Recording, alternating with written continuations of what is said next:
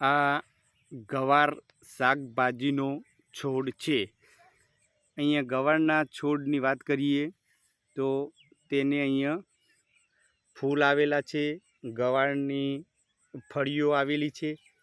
અહીંયા તેની વાત કરીએ તો તેની અગ્રકલિકામાં અહીંયા જોઈએ કે તેના અહીંયા 3 પત્તાવાળી પર્ણની ડાળી હોય છે। અહીંયા જોઈએ કતરી પત્ર જેવું હોય છે। પછી તેના વાત કરીએ તો અહીંયા જાલાકાર શીરા વિન્યાસ હોય। પર્ણની વાત કરીએ તો બોટનિસ્ટની વાત કરીએ વનસ્પતિ શાસ્ત્રમાં અહીંયા જાલાકાર જાળી જેવી રચના હોય છે, જાલાકાર શીરા વિન્યાસ હોય છે। અહીંયા ગવારના અહીંયા ફૂલ આવેલા હોય છે, તેના ફૂલ સફેદ રંગના હોય છે અને તે આમ ઊભી ડાળીમાં ઉગતા હોય છે અને તે ડાળીમાં તેના ફળ આવતા હોય છે।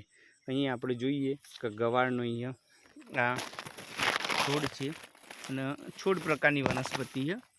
અહીંયા તેનું મૂળ હોય, ખેંચીને ઉખાડી શકાય છે।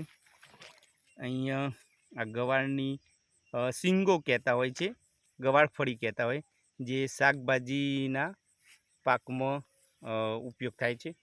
અહીંયા ગવારફળીની અહીંયા શીંગો આવેલી છે। શીંગો કૂણી હોય તો તેનું શાકભાજીનું શાક બનાવી શકાય છે, પણ પાકી ગઈ હોય તો પછી તેનો બિયારણ તરીકે ઉપયોગ થાય છે। અહીં આપણે એક શીંગ તોડેલી જોઈ છે કે આ રીતની તેની શીંગ આવતી હોય છે અને દવામાં પણ તેનો ઉપયોગ થાય છે। અહીંયા ગવારફળીનો અહીંયા તેનો અહીંયા જોઈએ કે આ જાતની શીંગ આવતી હોય છે।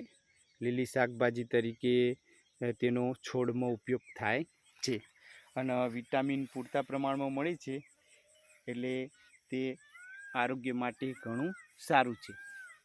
ગવારનો છોડ અહીંયા સફેદ રંગના પુષ્પો પણ આવેલા છે।